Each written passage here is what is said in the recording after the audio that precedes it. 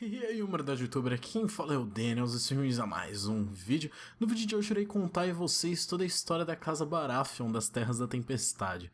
Já fazia tempo que eu tava devendo a vocês um vídeo do quadro As Casas de Westeros, e agora que minha rotina já está normalizando, finalmente será possível voltar com todos os quadros que eu queria, assim como Game of Thrones alternado e os Reis Targaryen. Você já deve ter visto aí que meu canal pegou 10 mil inscritos e sim, como prometido eu vou fazer o vídeo postando com o meu rosto e tudo mais. Eu só tô montando aqui o cenário, chegam uns quadros bem legais, eu tô tentando achar o melhor enfoque pra começar a postar os vídeos. Mas já tá ficando bem legal, então nessa semana já deve estar saindo, beleza? Nesse vídeo eu pretendo contar qual que foi minha história no YouTube, né, como que eu comecei, como que eu cheguei até aqui. Porque pra quem não sabe, eu tive um canal com quase 50 mil inscritos de games, só que eu só tô investindo nesse aqui no momento e vou falar sobre isso também. Alguns já devem saber como que é a história da Casa Baratheon e como ela surgiu, mas a ideia do quadro As Casas de Westeros é contar toda a história da casa, os grandes nomes que ela teve, se teve acontecimentos importantes com a casa, e o primeiro vídeo do quadro foi sobre a Casa Dany. Apesar de eu ter deixado algumas informações de fora, eu contei sobre a cultura da casa e dos Dorneses, né? Expliquei algumas coisas, algumas curiosidades e também contei sobre o grande nome Arthur Dany, a Espada do Amanhã, e é isso que eu pretendo fazer nesse e nos vídeos seguintes. Caso tenha alguma casa em específico que vocês queiram que eu fale mais sobre, deixem aí nos comentários, lembrando que eu vou falar sobre todas as grandes casas de Westeros, e por motivos óbvios, né, cara? Se eu esqueci de algo ou deixei alguma informação pra trás, por favor deixem aí também nos comentários, que é sempre bom pra ajudar a complementar aí o vídeo, mas lembrem-se com respeito, né, por favor. Se vocês estiverem gostando do vídeo, não se esqueçam de deixar o like de vocês, que ajudem muito na divulgação tanto do vídeo quanto do canal. Também, se você não é inscrito, eu te convido a se inscrever, que só tem conteúdo bom vindo por aí, prometo. Impossível falar sobre a Casa Baratheon sem falar sobre os Targaryen. E por quê? O fundador da Casa Baratheon era um bastardo Targaryen. Caso vocês não tenham visto meu vídeo sobre a conquista do Aegon, vejam que tá realmente muito bom. Conta com detalhes tudo que vocês queiram saber. A Casa Baratheon é a atual casa que comanda as Terras da Tempestade como Lordes Supremos. O castelo onde hoje é dominado pelos Baratheon se chama Ponta Tempestade, no inglês Storm's End, que na tradução literal ficaria Fim da Tempestade. Mas antigamente ele era dominado pela Casa do Randon. Apesar de que atualmente na série os Baratheon estarem extintos, talvez aí a gente tenha o Gendry de volta, mas no livro as coisas são bem mais complicadas, pois o Stannis e a Shireen ainda estão vivos indo atacar o Winterfell. Orys Baratheon foi o primeiro Baratheon. Apesar de não existir nenhum relato sobre se Orys realmente era irmão bastardo do Aegon, muitos acreditavam nesse fato, pois ele era seu melhor e talvez único verdadeiro amigo. Durante a conquista, Orys comandou um exército após Aegon já ter conquistado as terras fluviais e as Ilhas de Ferro, agora mirando as Terras da Tempestade. A conquista se virou para as Terras da Tempestade, que eram comandadas pelo Rei da Tempestade, Ardilec do Randon, o Arrogante. Após a destruição de Harrenhal, Ardilec jurou que se fosse para morrer, morreria em batalha. Rhaenys estava em seu dragão e observou todos os movimentos do Rei da Tempestade. No dia em que eles marcharam contra os Targaryen, uma tempestade caiu e Ardilec pensou que era um sinal ao seu favor. Mas no campo de batalha, ele e Orys se encontraram e duelaram, com Orys saindo vitorioso. Esse dia ficou conhecido como a Última Tempestade. Ardilec não teve nenhum filho, apenas a sua filha Ardjella do Randon, que quando soube da morte de seu pai se declarou rainha da tempestade e preparou o castelo para o cerco iminente, mas foi traída pelos seus próprios homens, que abriram o castelo para Orys e a prenderam na cama, totalmente nua.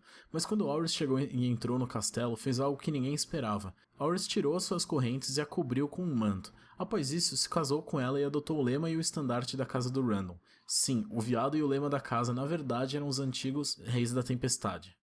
Pela sua grande ajuda ao reino e por ser o único verdadeiro amigo de Aegon, Orys foi nomeado como o primeiro mão do rei, se juntando a Aegon durante a Primeira Guerra Dornesa. Orys comandou um grande exército, mas durante a noite os Dorneses atacaram com flechas e fogo, eventualmente capturando Orys e seus principais generais. Os Dorneses pediram resgate sendo o peso de cada homem em ouro, no qual Aegon cumpriu, mas apesar disso, Will, da casa Will, exigiu que cada homem tivesse a sua mão cortada, assim eles não poderiam atacar os Dorneses novamente. Após isso, Orys ficou conhecido como Orys Uma Mão. Envergonhado, Orys se demitiu do cargo de mão do rei e ficou comandando as Terras da Tempestade em seu castelo, jurando vingança à casa Will por terem arrancado sua mão. Após alguns anos, Orys conseguiu ter parte de sua vingança, durante o reinado de Aenys Targaryen. Um homem dornês se declarou Rei Abutre, declarando guerra contra o rei Aenys. Enquanto a princesa Déria Martell ignorava o acontecimento, o rei Abutre já tinha quase 30 mil homens juntos, mas foi quando ele dividiu suas forças que Horus e o selvagem Sam Tarly conseguiram ganhar das forças do rei Abutre. O Lorde da Casa Will estava apoiando o rei Abutre. O Lorde era filho do homem que cortou as mãos de Horus, então ele conseguiu capturar o Lorde após ganhar a guerra e arrancou uma de suas mãos, depois um de seus pés, aí voltou e arrancou o resto, sua outra mão e seu outro pé, e guardou consigo até morrer no caminho de volta para a Ponta Tempestade, após ser ferido em batalha. Seu filho Davos Baratheon se tornou o Lorde Supremo das Terras da Tempestade após. Um grande nome durante essa época é o de Raemond Baratheon. Apesar de não ser nomeado quem era o seu pai, talvez ele seja filho de Davos Baratheon ou talvez irmão de Davos, ninguém sabe ao certo. Sir Raemond Baratheon foi um cavaleiro da Guarda Real durante o reinado de Aenys, o salvando uma vez dos militantes da fé quando eles tentaram matar o rei durante seu sono, depois de terem escalado os muros da Fortaleza Vermelha. Alguns anos antes da Dança dos Dragões acontecer entre Aegon II e Rhaenys, o Lorde Supremo da Terra da Tempestade era Boremund Baratheon, bisneto de Horus. Boremund apoiava o direito de Rhaenys ao Trono de Ferro, contudo seu filho e próximo Lorde Borros Baratheon não apoiava e se aliou à coroa de Aegon II. Culminando a primeira Dança dos Dragões, que culminou toda a Guerra Civil, ambos os lados da guerra esperavam ter o apoio de Borros. Primeiro chegou Aemond Targaryen e seu dragão, planejando casar uma de suas filhas com a Casa Baratheon. Em seguida chegou Lucerys Velaryon. Alguns dizem que Borros ficou envergonhado de ver Lucerys lá, pois sua casa antigamente apoiava Rhaenys. Outros dizem que ele se sentiu ótimo, pois os dois lados queriam seu apoio. Borros recusou o pedido de Lucerys, já que Aemond ofereceu uma proposta de casamento para selar a aliança. Apesar de Borros proibir que os parentes lutassem dentro da Ponta Tempestade, ele não impediu de que Aemond fosse atrás de Lucerys quando o mesmo foi embora em seu dragão, sabendo que Vhagar de Aemond iria ganhar de Arrax de Lucerys, levando assim sua morte. Com Aemond prevalecendo, a Casa Baratheon se juntou oficialmente a Aegon II e a guerra começou. Durante a guerra, a princesa Jaehaera, filha de Aegon II, foi enviada para a Ponta Tempestade junto de Sir Willis Fell, membro da Guarda Real, quando Porto Real foi invadida por Rhaenys. Borros manteve seu exército fora de combate na maioria do tempo, mas os enviou até Porto Real no final da guerra, mas acabou perdendo para um grande exército dos Tully. É dito que Borros matou 12 cavaleiros, incluindo alguns Darry e Medister, até ser morto pelo Lord Kermit Tully. 209 anos após a conquista, Sir Lionel Baratheon nasceu, futuramente ficara conhecido como Tempestade Risonha. Sir Lionel participou do torneio de Ashford e em seguida do Julgamento dos Sete, lutando ao lado de Sir Duncan o Alto, após Duncan dar um soco em um príncipe Targaryen. Anos após, a filha de Lionel Baratheon foi prometida ao filho de Aegon V, Duncan Targaryen, mas Duncan quebrou a promessa de casamento e se casou com Jenny de Oldstones.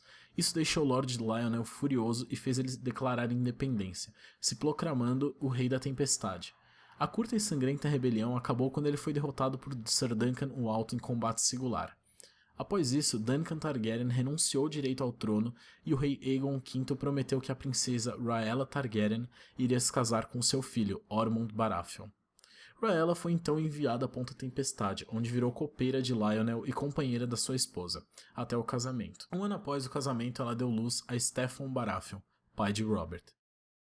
Steffon serviu na corte em Porto Real, ficando bem próximo ao seu primo, Aerys Targaryen. Steffon lutou na Guerra dos Reis de Nove Moedas, onde seu pai Ormond morreu nas mãos de Maelys Blackfyre. O filho mais velho de Steffon foi enviado para o Ninho da Águia ao lado de Eddard Stark, de Winterfell. Ambos ficaram aos cuidados de Jon Arryn. Lord Steffon lutou no torneio de Ponta Tempestade e perdeu para Rhaegar Targaryen, que perdeu em seguida para Barristan Selmy. Durante o desafio de Duncansdale, o rei Aerys Targaryen chamou Steffon para o pequeno conselho e então o enviou para Volantis, para achar uma bela jovem de nascimento nobre, descendente valeriana. Havia rumores que assim que Steffon retornasse, Aerys iria nomeá-lo mão do rei e demitir Tywin do cargo, mas no retorno da viagem, o navio de Steffon afundou, o matando sua mulher e mais de 100 homens. O único que sobreviveu foi Patface, ou Cara Malhada, que é o atual bobo da corte de Stannis Baratheon. Segundo o Grão-Mestre Pycelle, Aerys ficou enfurecido com a morte de Steffon, que acreditou que Tywin a planejou com medo de ser demitido do cargo. Após a morte de Steffon, o título de Lorde Supremo passou para Robert Baratheon e o resto da história nós já conhecemos com a sua rebelião. Caso alguns não conheçam direito, um futuro vídeo vai vir no canal aí contando mais detalhes e batalhas importantes e também curiosidades sobre a rebelião do Robert. Eu ainda pretendo fazer um vídeo contando sobre as casas extintas também, como a Gardner, Hoare e do Random, que foram exterminadas durante a Guerra da Conquista, contando como eram seus castelos, porque existiam aí rumores, né, de que o Brandon Stark, o construtor, não só construiu a muralha Winterfell, mas também ajudou a construir Ponta Tempestade, fazendo algum pacto com os antigos reis da Tempestade. Eu espero aí que vocês tenham gostado do vídeo, galera. Se vocês gostaram, realmente não se esqueçam aí de deixar o like de vocês. Todo mundo que não é inscrito ao canal aí, seja bem-vindo. E é isso aí, galera. Valeu, falou, até a próxima e fui!